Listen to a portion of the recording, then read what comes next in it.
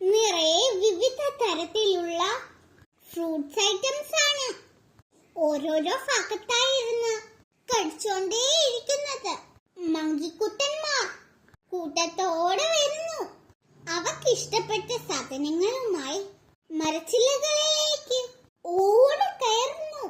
നിമിഷ നേരം കൊണ്ടാണ് തമിഴ്നാടിന്റെ ഭാഗമായ കുറ്റാലത്താണ് ഈ മങ്കിക്കുട്ടന്മാർ ധാരാളമായി കാണപ്പെടുന്നത്.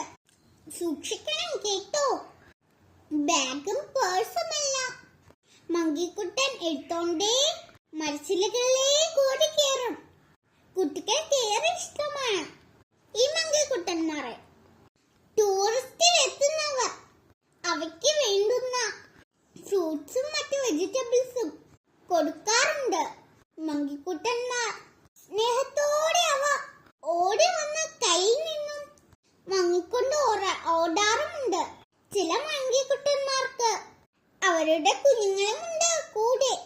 കുഞ്ഞുങ്ങളെ കെട്ടിപ്പിടിച്ച് അവയെ സേഫാക്കി എത്തുന്നു. അവർക്ക് വേണ്ടുന്ന ഭക്ഷണങ്ങളും അവ എടുത്തോണ്ട് കൊടുക്കുന്നു.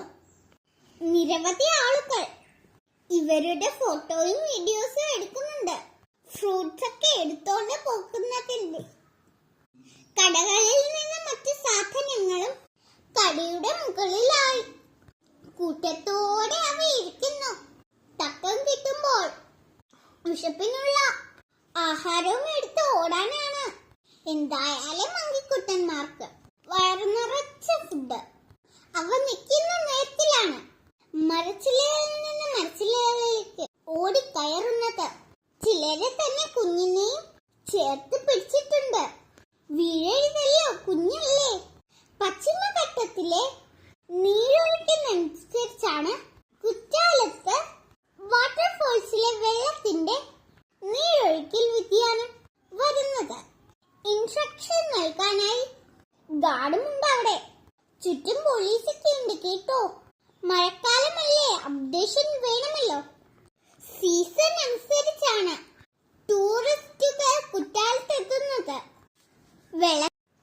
കുഞ്ഞു കുട്ടികൾ മുതൽ എല്ലാവരും കുറ്റാലത്തേക്ക് വരണം കേട്ടോ. നമുക്കിവിടെ കുളിക്കുകയും ചെയ്യാം, മങ്കിക്കുട്ടന്മാരെ കാണുകയും ചെയ്യാം. ഈ വെക്കേഷൻ നമുക്ക് കുറ്റാലത്തേക്ക് പോയാലോ കൂട്ടുകാരെ?